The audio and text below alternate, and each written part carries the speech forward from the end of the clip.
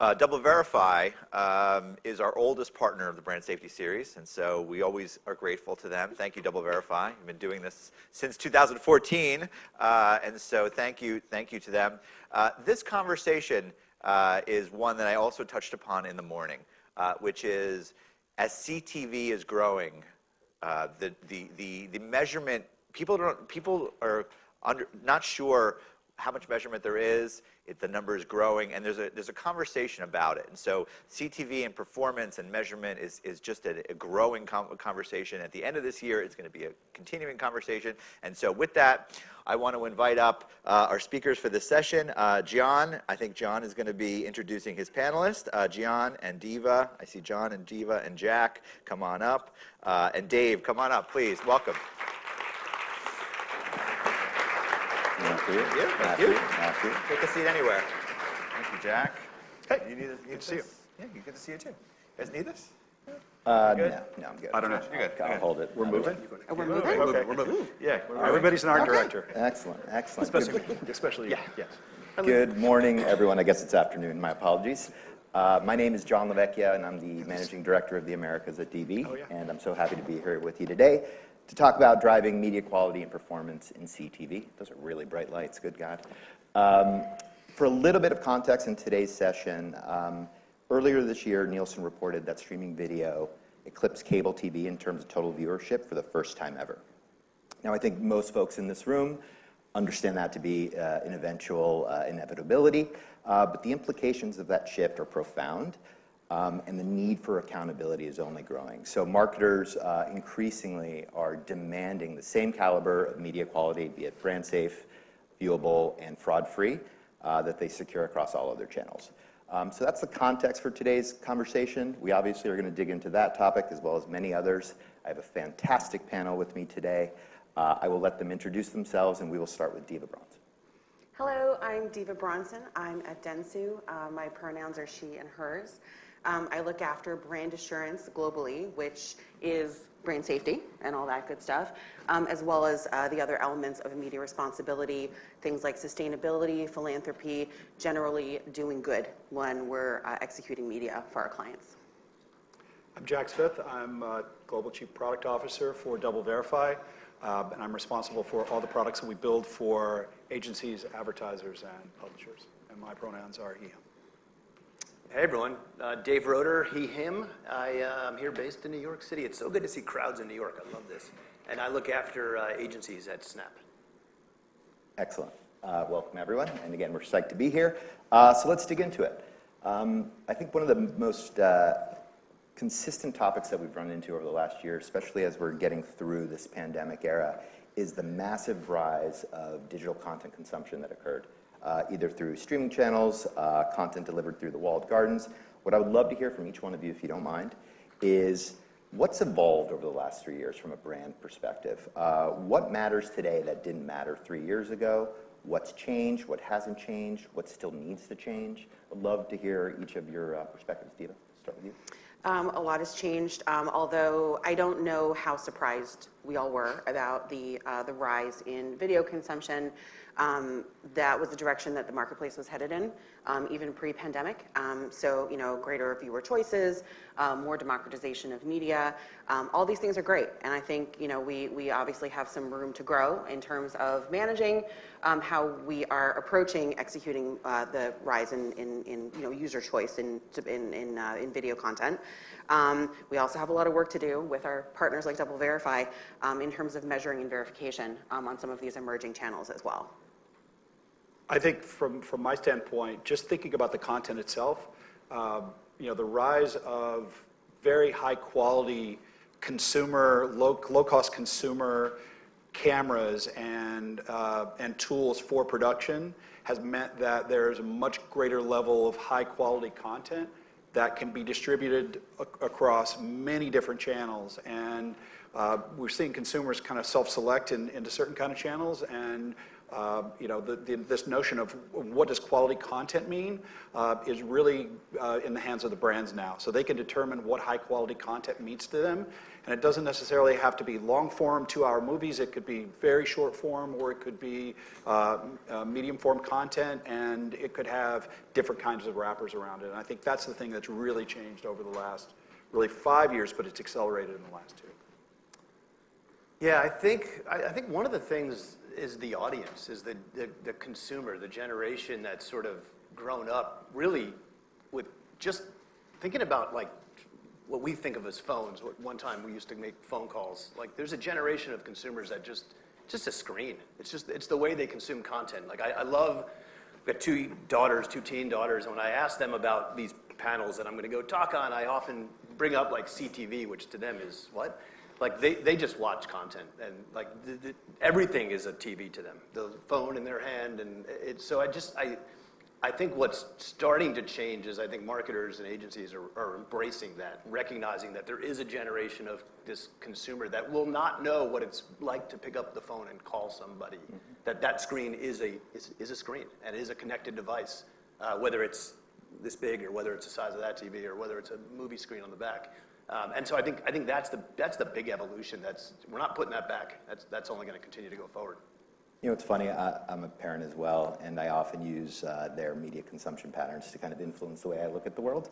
And I often say the fact that they've grown up as the on-demand generation is going to have profound impacts on them being horrible people as they grow up. Like the expectation that life is easy and that you get this stuff whenever you want it. It's both good and bad. And I think one of the common themes that I heard from all 3 of you is that there's more choice than there's ever been before, which is awesome from a consumer perspective, a little terrifying for a marketer with all that fragmentation that occurs. So let's get a little bit more tactical. I grew up in the agency world where digital video was handled by digital video teams, or digital investment teams. Is that still happening in this world? Have we finally reached a point of true convergence? And what are the pros and cons that come with that convergence? This is a question for Diva. So digital video has evolved a lot since we worked together, since the beginning of the digital, the beginning of time. By and large, for the most part, I will say digital video is now, the majority of it is being purchased by video teams. But what I will say is we have cross-functional experts, so that the meaning, when I say digital video is bought by video teams, it doesn't mean that the traditional TV people are buying digital video. Our video teams have been cross-trained across different platforms, across different screens, across different mediums, and it's important to do that because unless a video buyer buying digital video understands the differences and the nuances in the different platforms, delivery platforms, we all know that certain aspects of each of the channels can get lost or muddied, and we run the risk of sort of overlapping. So that's where we are. Sure. It's an interesting point. I was just going to say it's an interesting point because I've been out of the agency world now for 2.5 years, but that shift was happening long before I left. And the key thing to think about is what is the atomic unit of content? What does that look like? Because not all video is the same. Again, it's less to do with the length of the video and more to do with the environment it's in and how how the ad itself and the kind of ad it is relates to the content. And I think it does take a lot of nuance to understand that. It takes a lot of training, and as new platforms arise, contextualizing that with what you're currently buying has always been a challenge, going back to when cable was introduced and you had a proliferation of channels. But I think the generation who are buying now are much more adept at that, and they're I think much more well versed in how to fill in some research gaps that in things like audience measurement that continue to exist. And I would echo both of you. I think I'm seeing that across the board, and I think the real exciting convergence is when you start to understand somebody's watched a video, and so I've sort of reached them at the top of the funnel, and now I can find them in places, I can bring them downstream, I can hit them with shoppable ads, and I can bring them and close the loop. That's when this gets really exciting. I think that's happening as well. Yeah, that's awesome. This is a question for Jack, a little bit shifting gears here. What are you seeing the balance is currently between buying CTV directly versus automated channels like PMPs? I think that we are seeing more and more, we'll call it traditional professionally produced content, and I'll use air quotes with that based on what I said earlier, moving into auction-based environments. There's still not enough of what most old school video buyers would consider professionally produced content, so produced by a respected news organization. But again, I think that's I think that's shifting.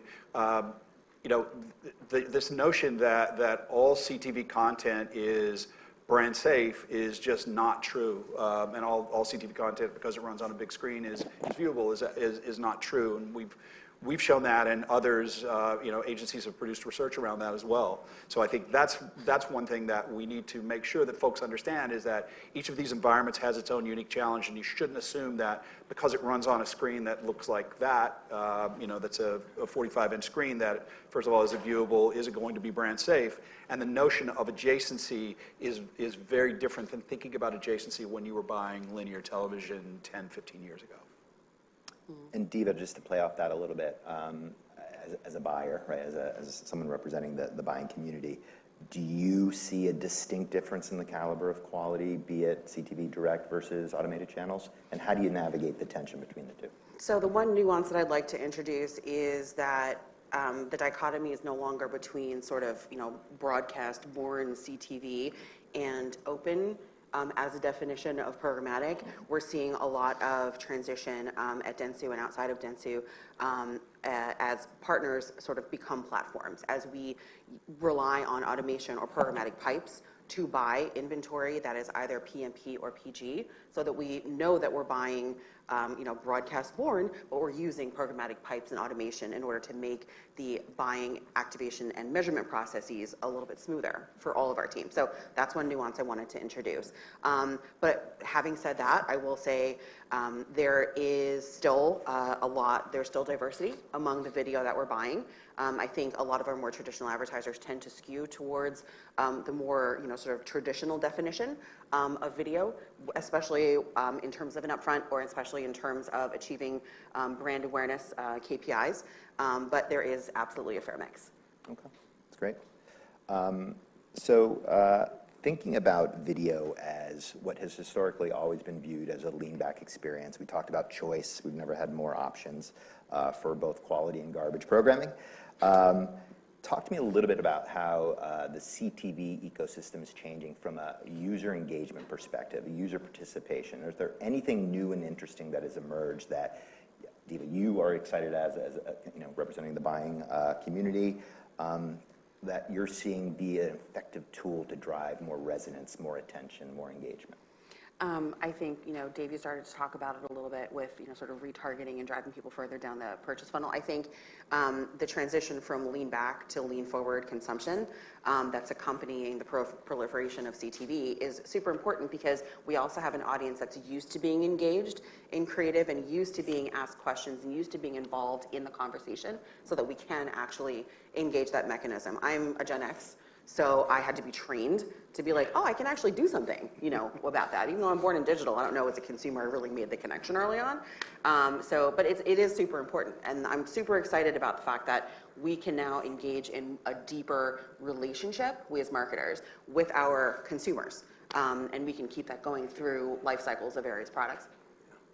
So you just, going off script a little bit, you just mentioned something that was really interesting to me, which is, again, thinking about partnering with your creative counterparts to really just build something. And again, it's not about never been done before, but it's about maybe it's been done before, but let's do it better.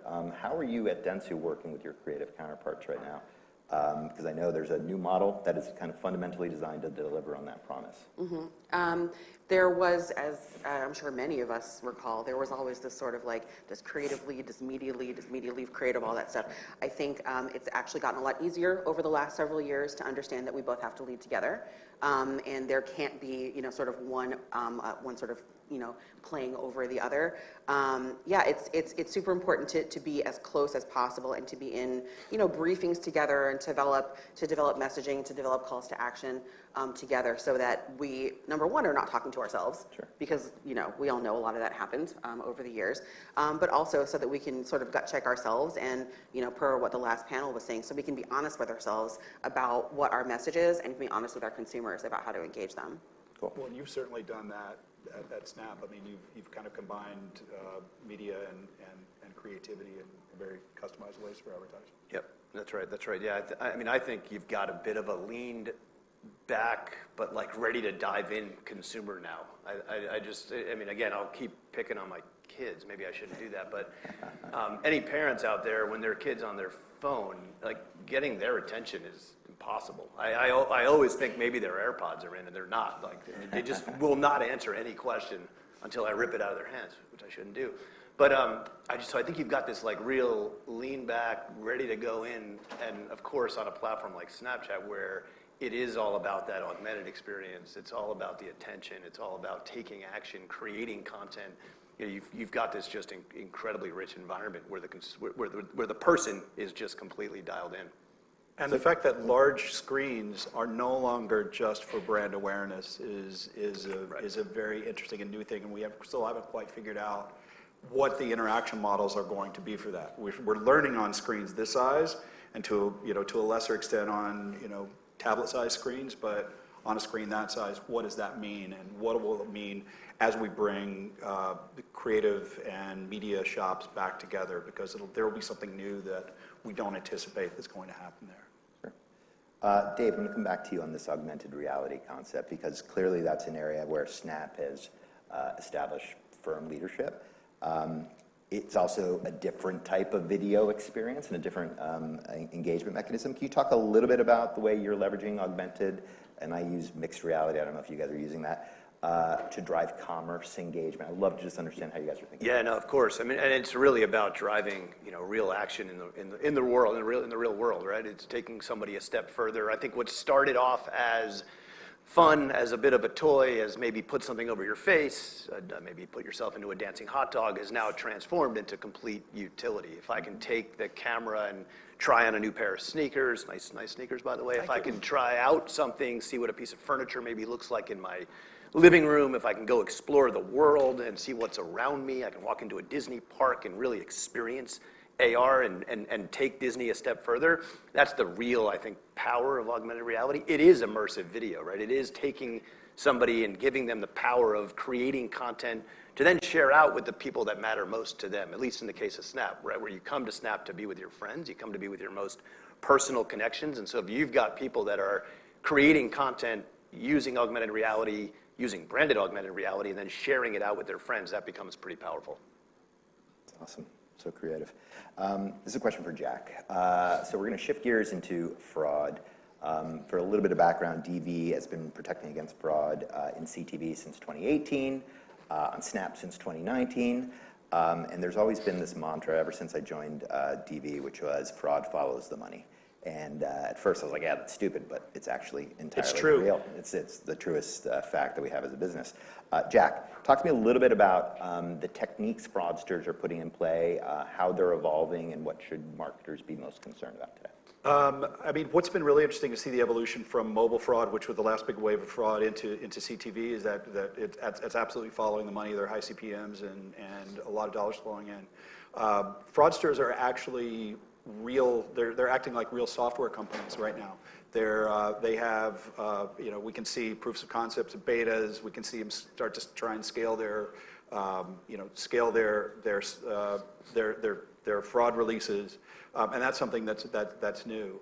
From a fraud scheme standpoint, I would say of all the schemes that we've identified this year, I think all but one were focused on video, and about 50% were focused on CTV, and that number keeps going up. It was 0 a few years ago, and they're using much more sophisticated techniques in terms of swapping and SSII spoofing and other kinds of techniques that if we don't stay ahead of it, then there's a chance for a lot more dollars to bleed out and advertisers to be defrauded, which means that there's less trust in that environment. But they're way more sophisticated than the mobile fraudsters were, 5, 7 years ago. And what about the topic of TV off? You know, as a business, we've been talking about that for quite some time, and it's emerged as a pretty significant industry topic and a concern for CTV. Can we talk a little bit about how big of an issue this is, how real of a concern it is, and what we're doing about it as an issue? Yeah, we started releasing data about that in 2020, and you know, other agencies, Group M released some data about it as well, and we're going to have another release of some more information about it. It's a significant problem because, you know, that the TV off signal is available. It's just not every app, not every CTV device is using it. And you know, if no one's around to see the ad, then, you know, was it, you know, does it have any value? Well, the answer is the TV is off, then no, because no one's able to see it. I think the first is to ensure that the ad environments you're running in are certified so that they are power aware, and we can ensure that all pixels are on screen when the ads are running. And the second is get it accredited. I mean, that's what we did. We went to the MRC and had our methodology accredited, and you know, that way it's not just us saying it, but it's also a third party saying that this data is good and it's believable, and you know, we've got a validated methodology for doing it. Tiva, how much of a concern is this for your clients? How often are they bringing this up? Because again, over the last 60 days specifically, it has been quite topical, maybe longer than 90 days. Mm-hmm. I'm curious how what concerns your clients are bringing to the table and how you guys are tackling it. On a case-by-case basis, as we tend to, that's sort of our MO, you know, bespoke solutions for our clients. It's a big concern for myself and my team, you know, in terms of making sure that the ads, that viewability is translated across different media channels, because, you know, it's important to us in digital, should be important to everyone, should be important that humans are seeing our ads.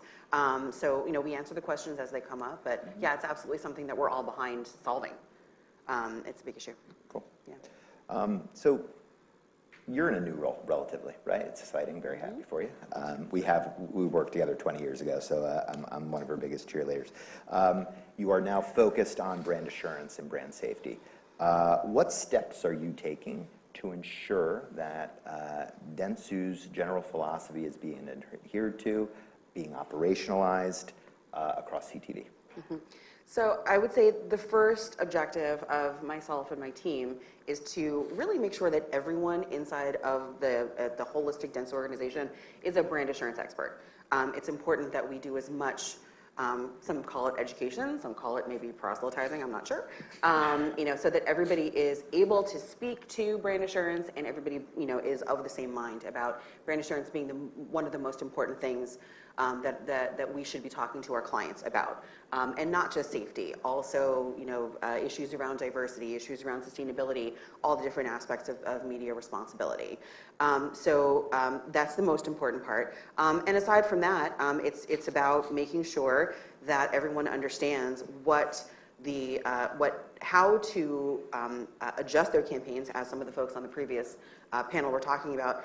There can be costs associated with being more diverse. There can be costs associated with being more sustainable. But what is the trade-off? And what can that do for your business? Because obviously we're all in the media business. So what? Delivery, performance, and ROAS are what we're all trained to believe are important.